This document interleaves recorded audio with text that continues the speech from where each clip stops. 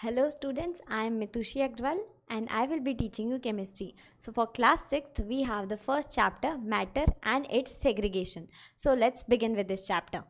So in this chapter, our first topic is matter. What is matter? Matter is anything that occupies space and has mass. So what is matter? Anything that has mass and occupies space is called matter.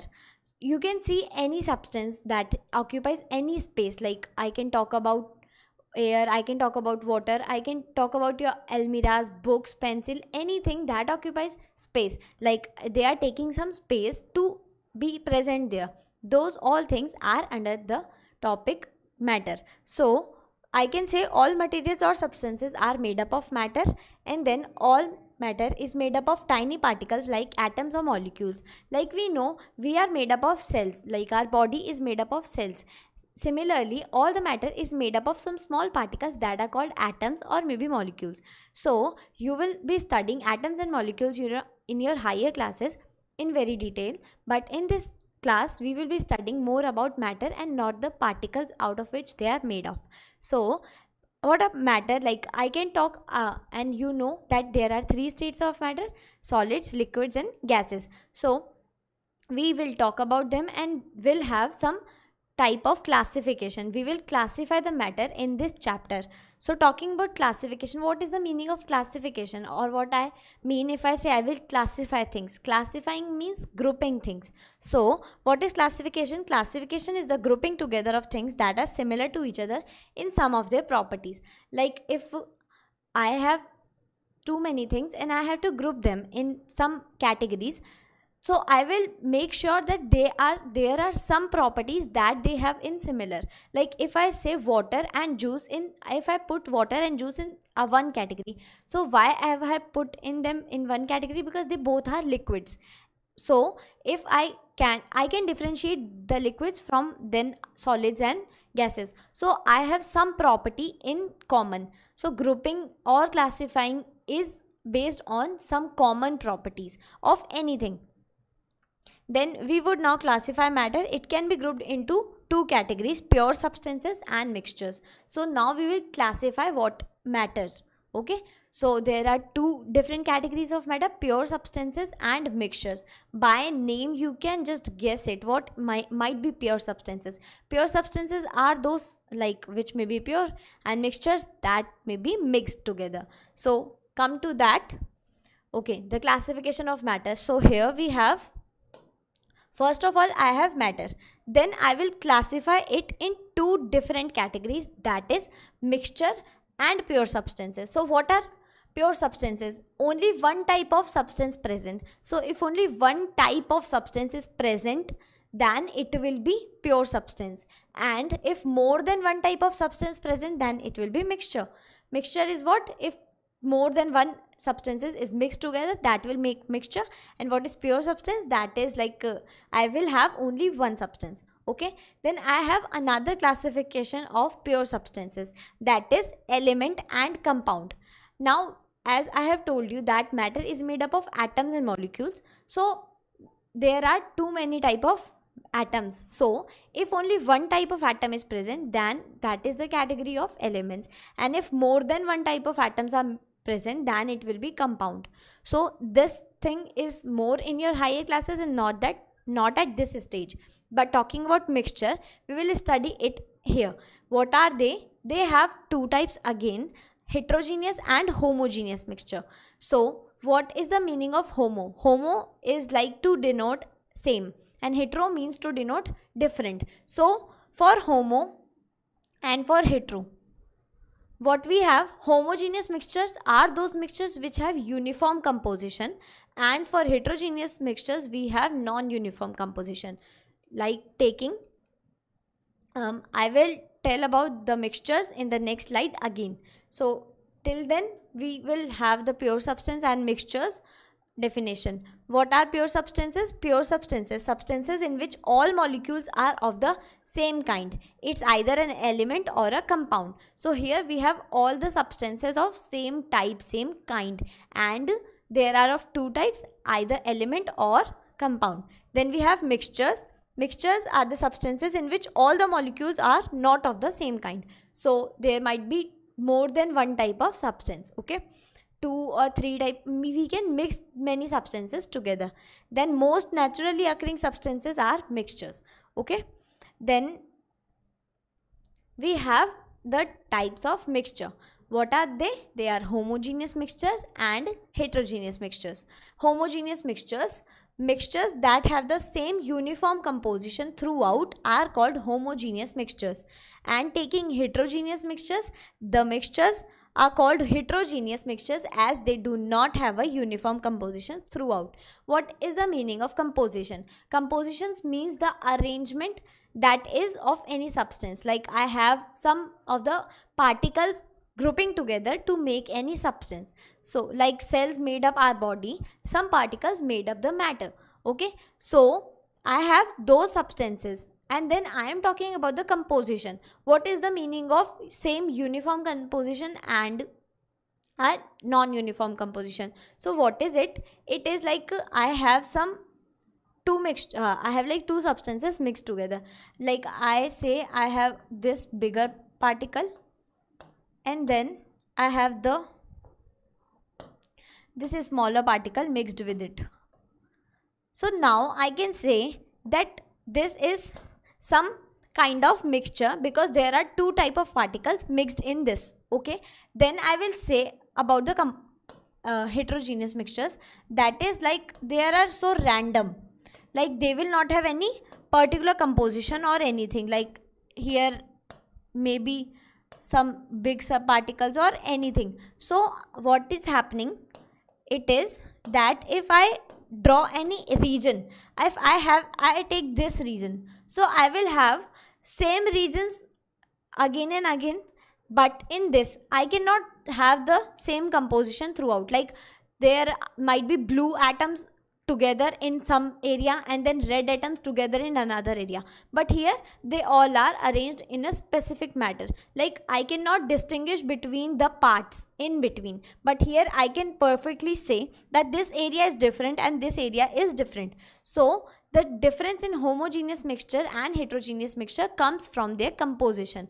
And what are the examples? Like taking examples of homogeneous, I have juice, sugar mixed in water, air or milk. We cannot differentiate between one. If I have a glass of milk, I cannot differentiate between the upper part or the lower part. They both are totally same. But for homogeneous mixtures, like I have the example sand mixed in water. If I mix sand in water, is it soluble? No, it is not soluble. It will not dissolve completely in water. What will happen? The heavier particles will settle down and might be the lighter particles will mix in the upper part. But I can differentiate in the phase. Like I have the lower part and the upper part. They both have different composition. Like I have more sand particles in the bottom but less sand particles in the upper part. So this is the difference in the composition. And then I can take pizza. What happens if I see a big pizza? I might have some cheese on one side and some other vegetables on other side, but it is not completely the same everywhere, okay? So that is the difference in its composition. Like what happens, that there may be difference, there are very different type of parts in the pizza, okay? So, or I can say the fruit salad. What happens in like taking the example of fruit salad, what is happening? Like I might have the mangoes in one side more and then the other fruits in the other side more. So it is not completely the same throughout. So that is the category of heterogeneous mixtures, okay? Then mixture of oil and water. We all know oil and water does not dissolve in each other. So what happens? The oil droplets are more on the upper layer and the water is downside. So there is again the difference in the composition. So that is the difference between homogeneous and heterogeneous mixtures. We cannot have the same composition in the total part, but in homogeneous we have the same composition throughout. Like if I talk about sugar mixed in water, so it is an example of homogeneous mixture. And what is happening if I mix sugar in water? It dissolves completely. I cannot differentiate where is the sugar particle in that solution, right? So what is happening? it is like I cannot differentiate between the parts of that mixture, and that gives us the mixtures, okay, that homogeneous mixtures. So talking about the arrangement particularly, what is happening, see, this is the example of homogeneous mixture and this is heterogeneous mixture. So you can see that there is some particular arrangement in homogeneous mixtures. They all are perfectly arranged and I can not differentiate between this area or this area. They both are totally same. Like I will have in one region I will have 4 red atoms and 1 green, and then in another region I will again have 4 red atoms and then 1 green atom. Then in mixture with heterogeneous mixtures, what is happening? If I see this area, there is complete green, and if I see this area, there is complete red. So there is the difference in composition. But if I see it here, like I have 3 red atoms and then 1 green atom, and then I can like take any examples. So there is no difference in the parts, and then but here we have the difference. So these are homogeneous mixture. Talking about pure substances are categorized as elements and compounds. So what are elements? Only one type of atoms are present, and but in compound you can see that there are blue atoms attached with the red atom. They are like combined, they already have some bonding with them. But in mixtures we mix 2 atoms together, but here they are already joined together. So that is the difference between compound and mixtures. Compounds also have 2 type of atoms, but they are joined together. They do not join together by totally, but they are already together. And in mixtures what we do, we mix 2 type of atoms, okay. So taking that example again, that sand and sugar mixed in water. So what is happening? If sand is mixed with water, this is a water glass, and then I will have a heterogeneous mixture. Why a heterogeneous mixture? Because particles are non-uniformly distributed in the water. What will happen? Some particles will, some area will have more sand, some area will have less sand. That is why it is called heterogeneous mixture. And then sugar dissolved in water, and then I will have the sugar syrup, I can say, or sugar solution. So for the sugar solution, it is a homogeneous mixture because particles are uniformly dissolved in water, like they are totally mixed together. So here I have told you about matter. It's 2 classification, pure substances and then mixtures. Pure substances are again of 2 types, that is elements and compounds, and mixtures are again of 2 types, homogeneous mixtures and heterogeneous mixtures. So next topic is separation of the components of a mixture. We have discussed that mixtures have 2 or more substances mixed together. So if I want to separate them, what methods I will use, that we will discuss.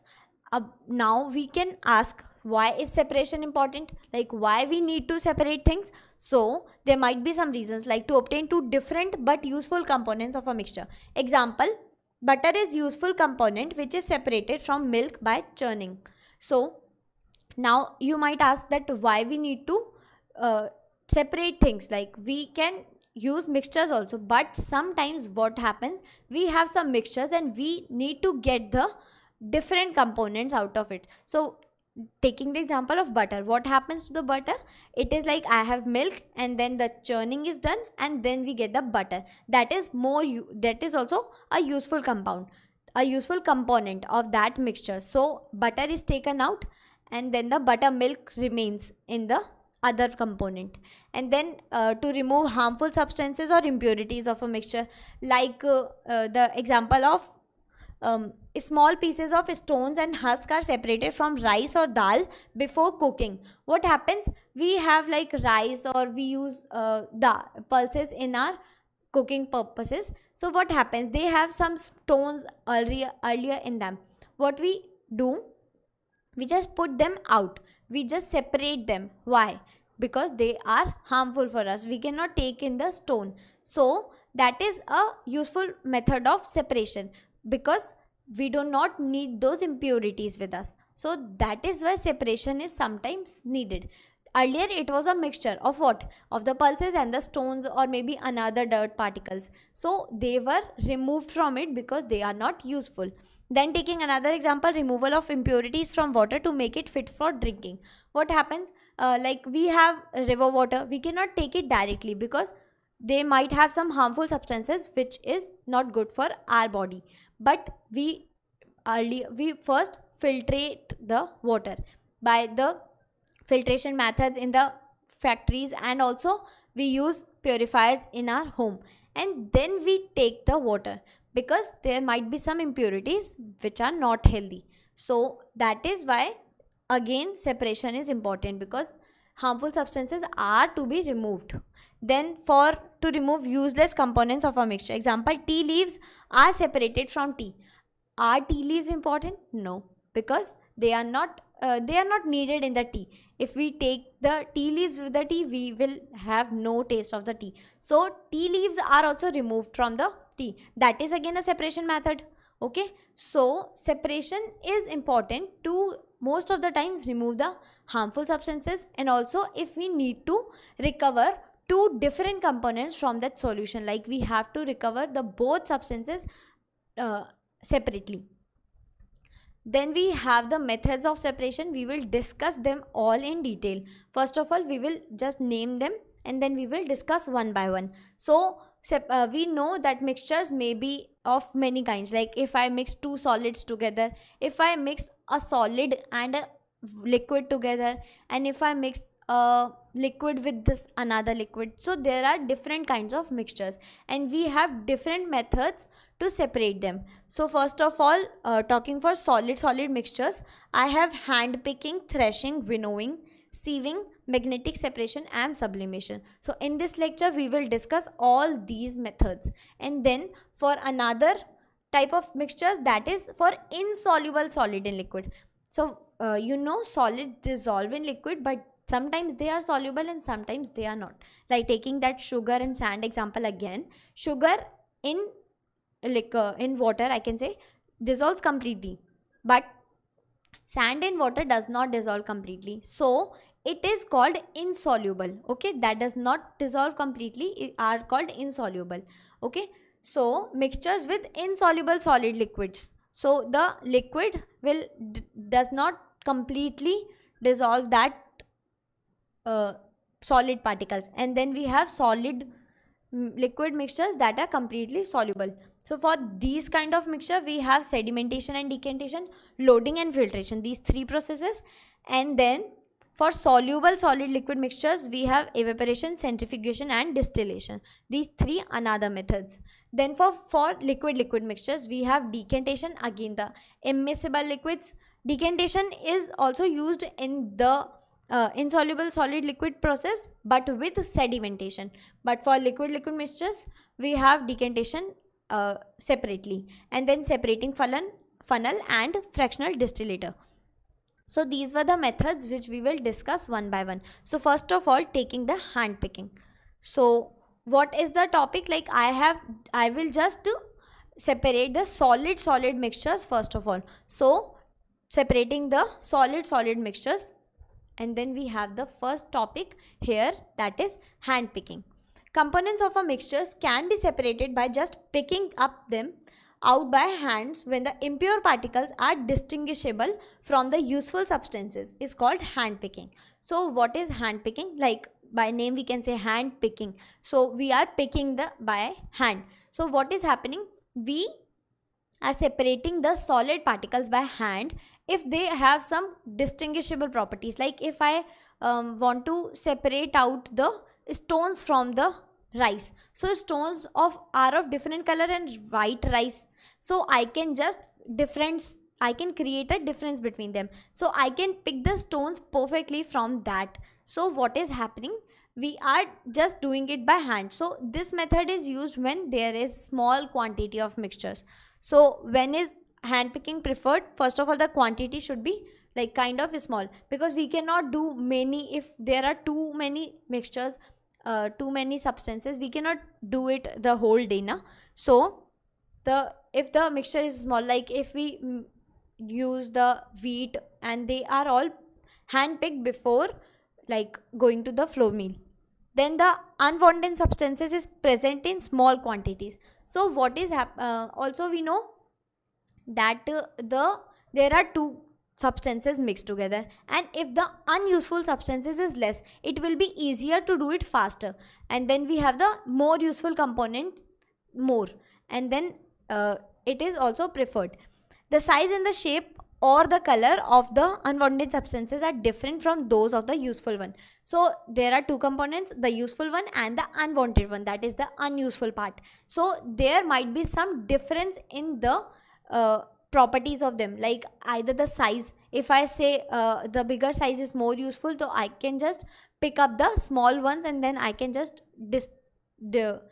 put them out, separate them. And if there is a change in color, so that is the best we can distinguish between. And then there might be the change in shapes, like I have the square pieces and I have the circle pieces, and they are all mixed together, and if I have to put the circle pieces in the other side and the square pieces in the other side, I can perfectly distinguish between them.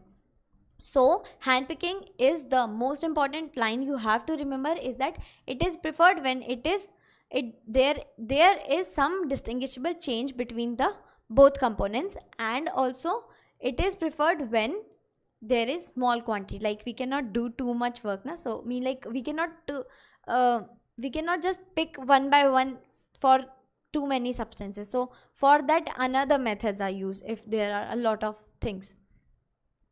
So example is small pieces of stones from wheat, rice and pulses are removed. Like we can see this picture. See, here is some pulses and then the stones are picked up and taken out. So this is an example of hand picking. And then this is another example of hand picking. Like there are some kind of snacks mixed together. So what is happening? They are putting the rings in another side and the squares in the another side. And there is some difference in the colors and also the sizes and shapes. Like see, the shapes are very different of all the. These are some kind of diamonds sized. So what is happening, that there is some difference, so we can put them in the separation.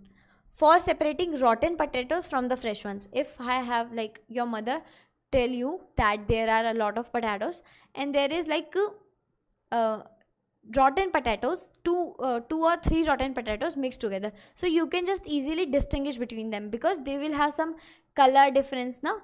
They will have some texture difference also. So we can just put them out because they are just unwanted. We can just put them out to remove them.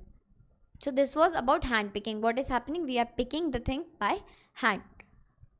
And then we have another method, that is threshing. Threshing, this is a process used to separate grains of seeds from the stalk by beating the crops on hard surface or with the help of machines. When the quantity is small, thrashing is done manually. Threshing is a process, like we know that the wheat is grown and then it is just taken to us in the small pieces, but earlier it was in the large crops. So what is happening, we have to remove that all husk from that, the all dust also, that long particles. So what is happening, threshing is used, like that long crops will be beaten on a hard surface, and what will happen, the lighter weight particles will just go in the air. So that is the method of threshing, and it is a kind of agricultural method used for removing the what is happening, that the long stalks are removed but the seeds are taken, like the wheat particles are taken in because they are the useful part. And then it is done manually if the work is very small, but for large quantities machines are used. So when the quantity is small, it is done manually, but threshing machines are used for large quantities with the help of, which helps in like time will be saved and the labor will be saved, so we do not have to do much hard work. And then these kind of machines, like you can see there are some pins there that will just put out that will crush it, like the stalks will be crushed and the wheat seeds, the grains will come out. So this was the method of threshing, which is used for removing the seeds from the long crops stalks. And then we have another method, that is winnowing. What is winnowing? It is like used to separate heavier and lighter components of the mixture with the wind. Like here, what is the difference between the both components? The weight. That there are some heavy particles and then there are some lighter weight particles. What we do, we is like winnowing is to separate them, and by using the wind. What is done? This is again an agricultural method and is commonly used by farmers to separate light husk particles from the heavier seeds of grain. So if the husk particles, like the small husk particles are there, so winnowing is done to separate them from the useful grain particles that are heavier than the husk. And then farmers drop the mixture of wheat and husk from a height. What is happening? See this, that it is putting the mixture from a very height, like from a high point. And then what will happen, if the wind is blowing in this direction, the direction of air is in this side, what will happen? The husk particles will just move with the wind and will go in the another region, and the seeds that are heavier will directly fall downside. So we can just separate the heavier particles and the dust particles that are lightweight by using this winnowing method. So this is again used by farmers to remove the husk particles from the grains or wheat seeds. Then this is like they generally a common method to be used. Then we have sieving. Sieving, by the word sieve, we means that the sieve is like you can say channi if in Hindi. That is to a porous material that have some holes in it. So this method of separation of particles from a mixture is based on the difference in size of particles. So here what is the basis of separation? The size of particles. In winnowing, it was the weight of the particles. Then sieving is used for separating large quantity substances when the particle size is too small to be picked up by hand. If we cannot pick the small particles from by hand, and there is large quantities of the mixture, so what is done? Sieving method is used. A sieve with holes of proper size is used. The bigger particles are kept on the sieve, whereas the smaller particles pass through it. So if I have a sieve, what is it? There have some holes, like I have some there are some small holes, and if the particles the holes are taken to be the relative to the size of the particles that are to be separated. So what is happening? The bigger particles will remain on the upper layer and the smaller particles will pass through the holes. So that will separate the size, that will separate the components on the basis of their size. So what is happening? And also it is used when we cannot just separate them with hand. Okay, so for example is for separating impurities like bran from flour, gravel, pebbles and stones from sand. So and pearls of different sizes. Taking the examples particularly, I have that like first of all, taking the bran from the flour. Like we know when the food is cooked, but the flour is just taken to be sieved first of all. Why? Because some particles, some higher, some bigger size particles might be there in the flour. So to remove them, what is happen? It is a sieve of proper size is used to filter it, like to separate them. And then you can see this stones, pebbles are removed from the sand. If sand is to be used, some higher size particles like the stones or maybe some gravel parts are to be removed first, and that is a very common example used in many construction sites. If you have seen any construction site, you must have seen this kind of method using there. So this is used to remove the stones and sometimes the pebbles, and there are many unwanted substances that might be in the sand or the cement used, so that are removed by the process of sieving. This is a sieve, like, and this is also a sieve, but you can see that there are some difference in the hole sizes. There are some small holes and there might be some bigger holes, so that depends upon which size particles we have to separate out. So this is an example of sieving again. The sieve is taken and the mixture of sand and gravel is put up, and then the gravel particles will remain upside and the sand will come down. So this was all about sieving, and what is happening here, we are distinguishing the components on the basis of their sizes. Then we have another separation method, that is magnetic separation. You must have heard about magnet, right? So what is magnet? That have some north and south pole and that attracts some particular kind of substances. So for magnetic separation, we can just by name we can see that there might be some magnetic properties used in this method. So what is happening? This method is of separation of particles is based on the difference in their magnetic and non-magnetic properties. So in the mixture of iron and sand, iron particles which are magnetic in nature get attracted to the magnet and separates from the non-magnetic substances. So if I mix any kind of non-magnetic and magnetic substance together, if I put the magnet above them, what will happen? The magnetic substances will be get attracted towards the magnet and can be separated out, and the non-magnetic substance remain there. So the example here is taken of iron and sand. What happens? Like you can see that the magnet will pick up the iron and then the sand will remain, and this is the example of sulfur mixed with iron. So iron will be attracted towards the magnet but sulfur does not. So sulfur will remain in the lower side and the magnet will attract the iron, and this is also used for separating the useful iron particles from the garbage mixture. There is a lot of garbage and we have to separate out the important things that are made up of iron, because iron is reusable, it is not garbage, so it can be reused. So for separating out that useful iron, magnetic machines are used to pick up the magnetic substances from the garbage heap.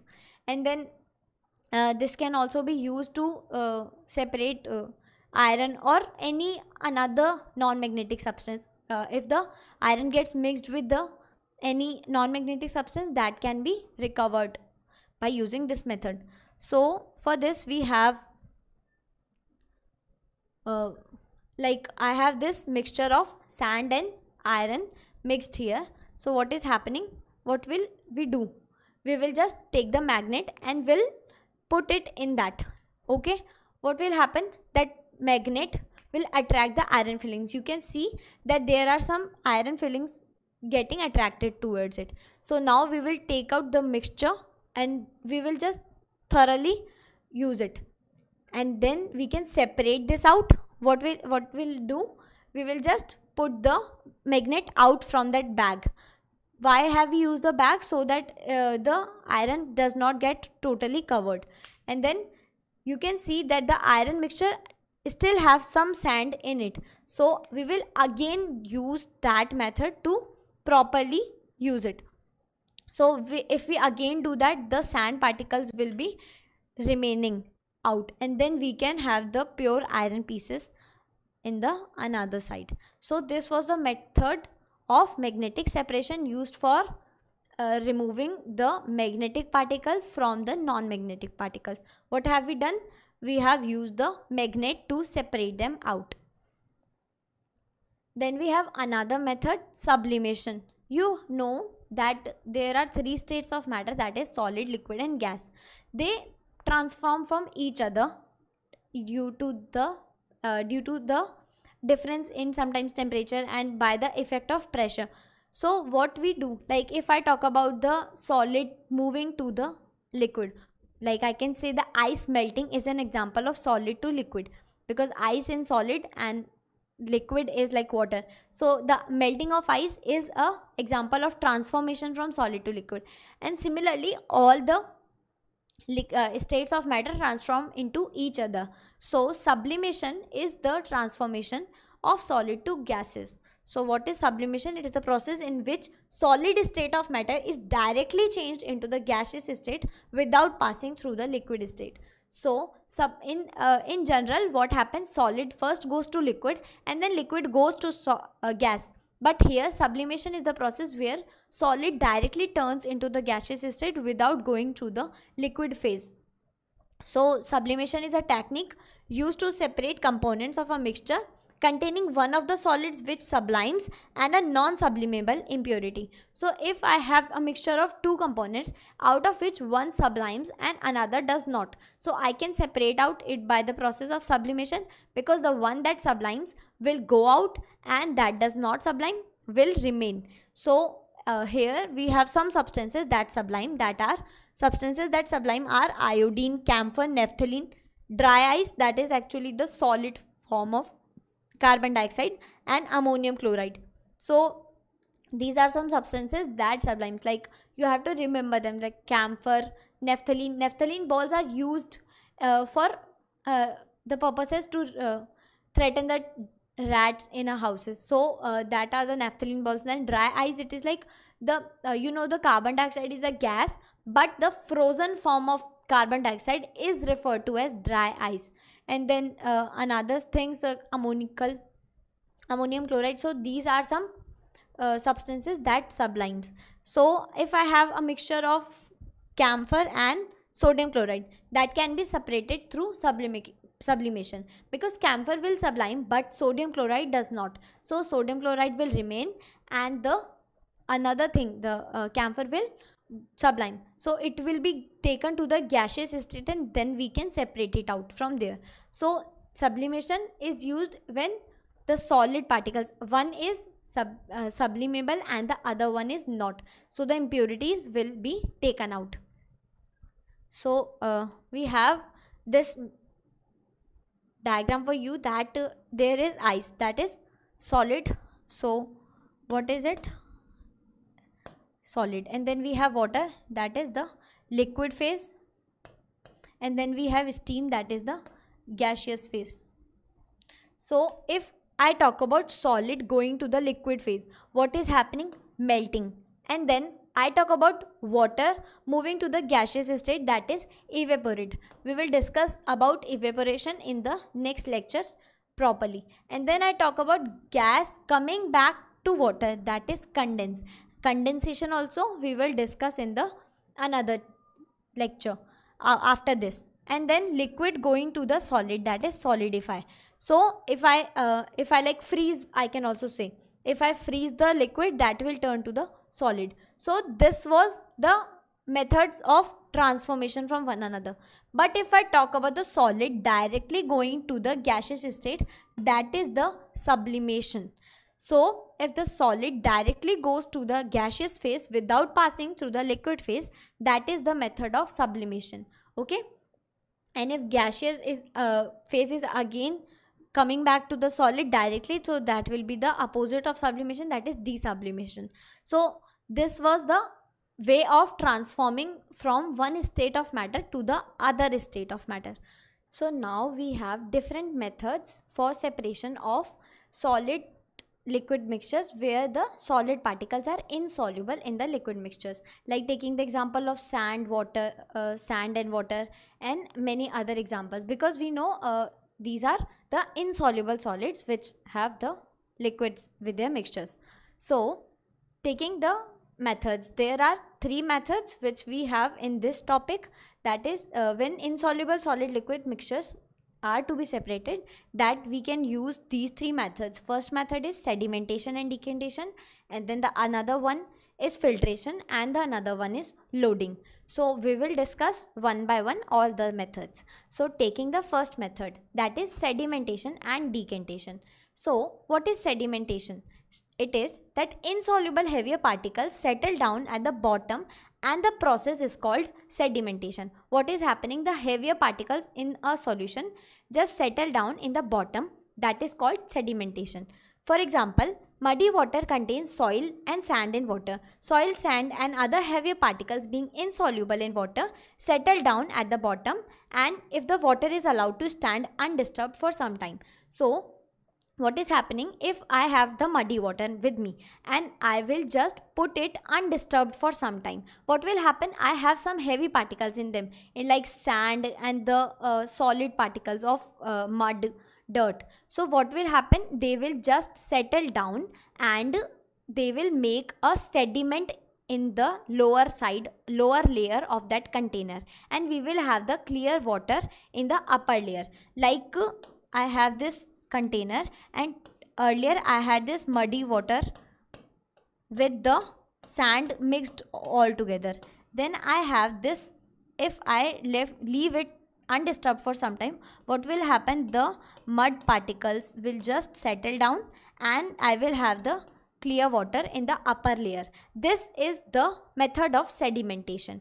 Talking about decantation, when the soil and the sand particles are settled, the clear water which forms the upper layer is moved to a different container without disturbing the sediments, and therefore the impurities are removed and we get the clear water. This process of transfer of water is called decantation. Now what is happening? I have that clear water layer in the upper part. Now what will I do? I will just transfer that layer to another beaker because I want to separate them, right? So that transfer of water without disturbing the lower layer of sediments is called decantation. Okay. Taking this, I have this muddy water. I have muddy water in the earlier mixture. What is it made of mixture? It is of water and some sand and soil particles. So what will happen? Those soil particles are very heavy. They will all settle down and I will have the clear water in the upper layer. There are two layers made out of it. This mud, the heavy particle which are settled, are called the sediments, and this method is called sedimentation. Then talking about decantation, what I have, I will transfer the clear water to another beaker without disturbing that sediment part, and with the help of a rod I will transfer it to another beaker, and this process of transferring of water, that upper layer water, to another beaker is called decantation. So this is a method which we use to separate out insoluble solid and liquids. Okay, what was the insoluble solid part? The soil and the sand and the heavier particles of dirt. So we have this activity with us. So in this activity, what will we do? We will have some materials which we will use. So we have two beakers, we have a glass rod, okay, and then we have sand with us and water. Okay, what will we do? We will have the beaker and I will put the sand in it. I have put here the 2 teaspoons sand. Okay, and what I am doing, I am weighing it before the experiment because I will need its weight after for calculation purposes. Then what I am doing, I have just put the sand in the beaker and then I will add water to it. So it will create a mixture. Okay, and this, after this mixture is made, what will I do? I will stir it with a glass rod. Why? To make it a mixture properly. And then when it is mixed thoroughly, I will leave it for some time. Why? Because I have to make the process of sedimentation. After leaving it undisturbed for some time, what will happen? The heavier particles will just settle at the bottom and that will create the sediment part, and this is the clear water I have got. Okay, so this is the clear water I have got, and what will I do? I will just transfer this clear water to another beaker, performing the decantation process. That decantation process will be done with the help of a rod, and I do not have to disturb the sediment part. Now what will I do? I will just have this sand particle. I have these sand particles and I will dry them. Okay, and after drying I will measure them, like I will weigh them, and after all it, I will compare between the weight of sand before the experiment and after the experiment, and it comes out to be equal. So what is happening?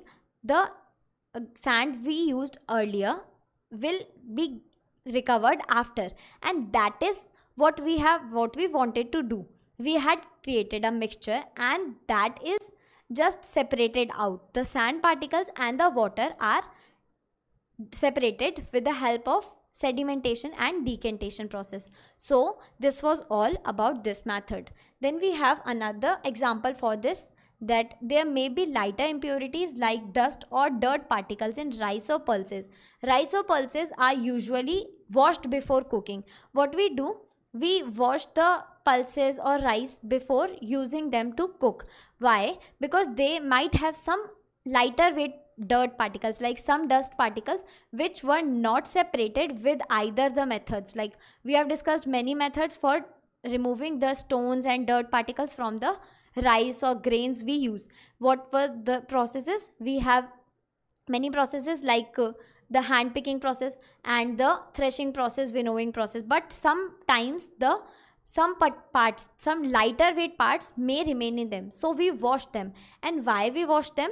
Because before cooking, if we wash them, what will happen, if we add the water, the impurities like dust and dirt particles get separated and the impurities go into the water, making it unclear. So if I have this bowl of, I have these rice or the pulses particles, and what will happen if I mix them with water, so the dirt particles will go in the upper water layer and will be taken out.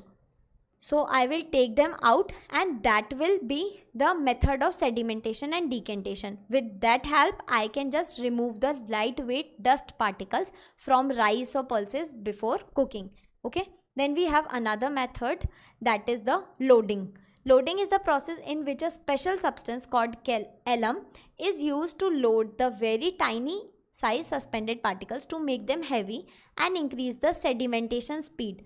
This is commonly used to get clear water from the such dirty water. So what is happening? Sometimes when I have the muddy solution, there are some tiny particles which are not heavy, so they do not settle down by themselves. So we add a special substance called alum to it, which makes those tiny particles heavy and make them settle down. So this is like a process which just increases the speed of sedimentation. So loading is a kind of sedimentation where we use a substance, that is alum, to make the process faster.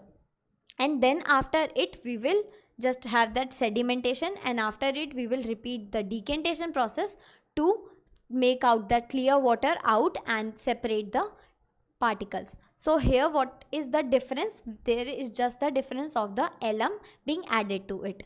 Okay, so this was all from this lecture, and then in the next lecture we will discuss another methods of separation for maybe the solid and liquid mixtures also, and the liquid mixtures, and we will discuss some of the questions from your module that I find are to be discussed. Thank you.